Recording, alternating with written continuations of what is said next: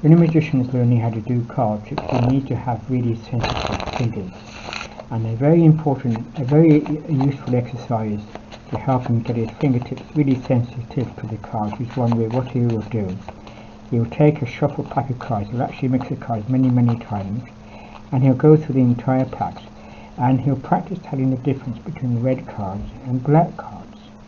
And having practiced telling the difference between red cards and black cards, he'll also practice telling the difference between number cards and picture cards.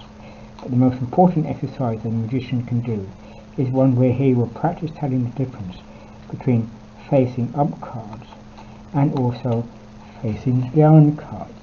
So for example, that's a facing down card, that's a facing up card.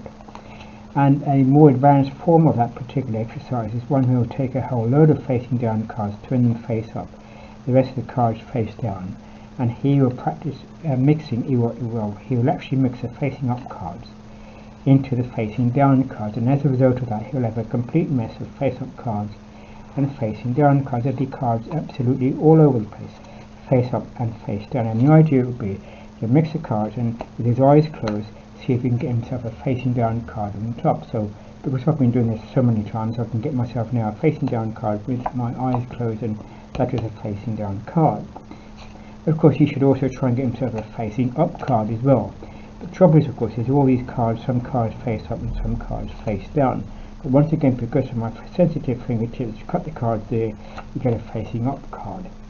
Now, it just so happens that that card there is actually an ace, and with a bit of a coincidence, that this card is also an ace. Not only is it an ace, but it's also a black ace as well. So there's two aces, so I might as well try and get myself another ace. But the trouble is, of course, is all these cards, some cards face up and some cards face down. But once again, with your sensitive fingertips, you cut the cards with one hand, and with a bit of luck, that also might be an ace. But actually, it's not an ace; it's an 8. Well, that 8 is going to be a magic card. So if I just count 8, 1, 2, 3, 4, 5, 6, 7, 8, and now that's not an ace. But if I spell the word ace, A-C-E, there's another ace. So now there's actually 3 aces, and of course my magic card, the 8 of spades. So there's 3 aces. I might as well try and get myself another ace, but the trouble is there's all these cards face up and some cards face down. Whenever you look, you see a whole pack of cards face up and face down. But in order to get myself the last facing up card or facing down card, snap my fingers, that will cause every single card in the entire pack to now be facing the same way, except for just one card only, and only one more card, and there we have the very last ace with all of the other cards all facing the same way.